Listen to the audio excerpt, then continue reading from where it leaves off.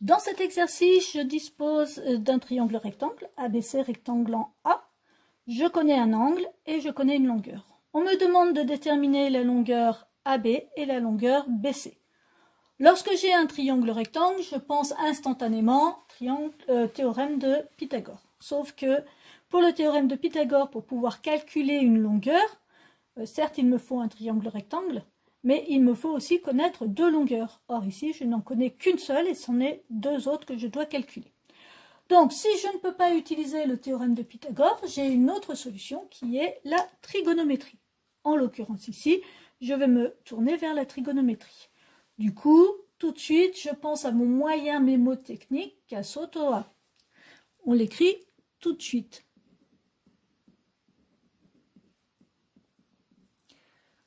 Je rappelle, C cosinus, adjacent sur hypoténuse, S sinus, opposé sur hypoténuse, pardon. T tangente, opposé sur adjacent. Alors, ici, je connais mon angle de 30 degrés. Il faut donc que je détermine que représentent les côtés que je connais, et puis ensuite les côtés que je veux calculer en fonction de cet angle. Donc, ici, on va commencer par calculer AB. Donc, si je veux calculer AB, que représente AB pour l'angle de 30 degrés? Bien, AB représente le côté qui est en face, donc c'est le côté opposé. Que représente AC pour l'angle de 30 degrés? Alors, AC, il touche l'angle, mais est-ce que c'est l'hypoténuse? L'hypoténuse est en face de l'angle 3, l'hypoténuse c'est BC. Donc ce n'est pas l'hypoténuse, si ce n'est pas l'hypoténuse, ça veut dire que c'est le côté adjacent. Donc je cherche une formule qui n'utilise pas l'hypoténuse. Hypoténuse, hypoténuse, c'est forcément la tangente. Seule la tangente n'utilise pas l'hypoténuse. Donc ici, pour calculer AB, je vais utiliser la tangente. Je sais exactement ce que j'ai à faire. Je commence donc ma rédaction. Dans le triangle ABC rectangle en A, on a, donc ici on a dit que c'était la tangente, tangente de l'angle ACB,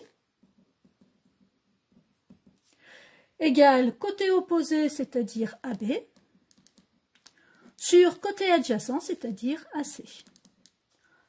Maintenant que j'ai écrit ma formule avec des lettres, eh bien je peux remplacer par des valeurs. D'où,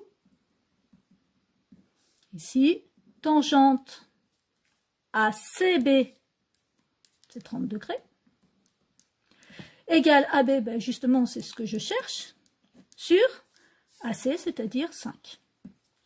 Je rappelle que tangente 30 degrés, ben c'est la même chose que tangente 30 degrés divisé par 1. N'importe quoi divisé par 1, ça donne le fameux n'importe quoi. Donc ici, je mets sur 1. Et quand j'ai écrit les choses ainsi, on voit tout de suite qu'ici, on peut utiliser le produit en croix. Donc, tangente 30 degrés. Alors attention, hein, c'est pas 30 degrés tout seul. Tangente 30 degrés, c'est une entité à part entière.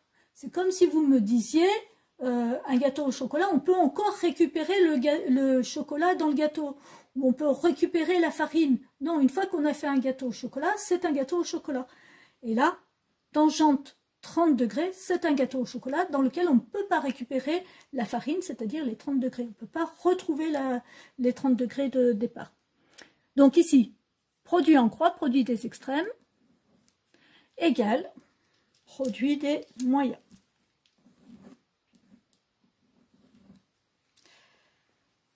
Donc, ici, ça va nous faire une fois AB égale tangente 30 degrés fois 5. Vous faites très attention. Ici, il est impératif de mettre des parenthèses. Sinon, vous ne trouverez pas le bon résultat. AB, et donc là, on utilise bien entendu la calculatrice. Je vérifie que ma calculatrice est en degrés. Donc ici, j'ai un petit D pour ma calculatrice ici. Alors, selon les calculatrices, vous aurez une information différente. Donc, tangente ici, 30 degrés. je ferme la parenthèse et je multiplie par 5. Alors, 5 racines de 3 sur 3, certes, et surtout, ça nous donnera environ 2,88. On va donner les résultats sous forme arrondie au dixième près. Donc ici, AB mesure environ, donc attention, j'ai un 8 derrière, ce sera 2,9 cm. Voilà. Ensuite, donc là, j'ai fait mon premier calcul. Deuxième calcul. Alors, pour le deuxième calcul, j'ai toujours mon angle de 30 degrés. J'ai toujours mon côté adjacent. Donc, je vais avoir adjacent. Et qu'est-ce que je cherche? Je cherche l'hypoténuse. Donc, ici, ce sera hypoténuse. Alors, lorsque j'ai l'hypoténuse, j'ai deux choix, soit le cosinus, soit le sinus. Je dispose du côté adjacent. Ce ne sera donc pas le sinus, ce sera le cosinus. Je sais que je dois utiliser le cosinus. Alors, je suis toujours dans le triangle ABC rectangle en A. Je continue ma rédaction. Je ne remets pas dans le triangle ABC rectangle en A. Sauf si c'était une question différente. Donc là, il faudrait rédiger. Mais bon, on est toujours dans la même question, dans la même rédaction. Donc ici, on a dit qu'on utilisait le cosinus de l'angle ACB, qui est égal à côté adjacent AC sur hypoténuse. K cosinus égale adjacent sur hypoténuse, c'est-à-dire AC sur BC. D'où cosinus 30 degrés égale AC 5 sur BC. Toujours la même astuce de calcul, je mets sur 1 pour pouvoir facilement repérer mon produit en croix. Alors même si vous ne mettez pas sur 1, vous pouvez faire un produit en croix. Mais c'est plus simple tout de même comme ça. Donc, cosinus 30 degrés fois BC égale 1 fois 5.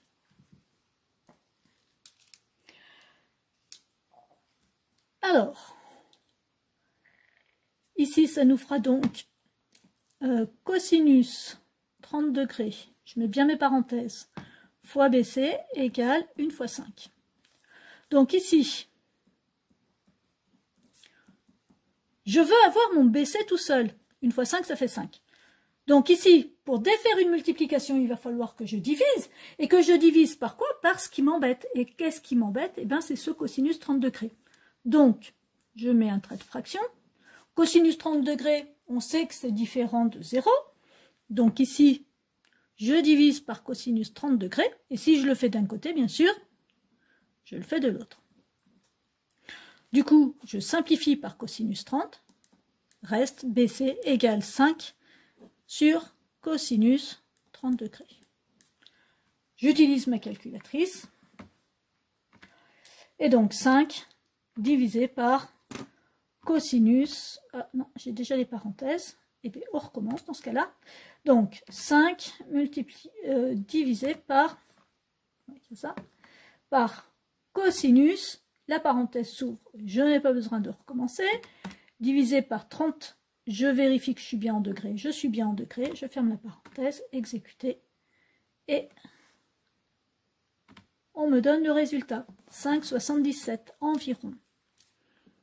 BC, c'est environ 5,77. Donc, ici, BC, alors là c'est un 7, il faudra donc que j'augmente d'une unité. BC mesure environ 5,8 et ce seront des centimètres. Voilà pour cet exercice.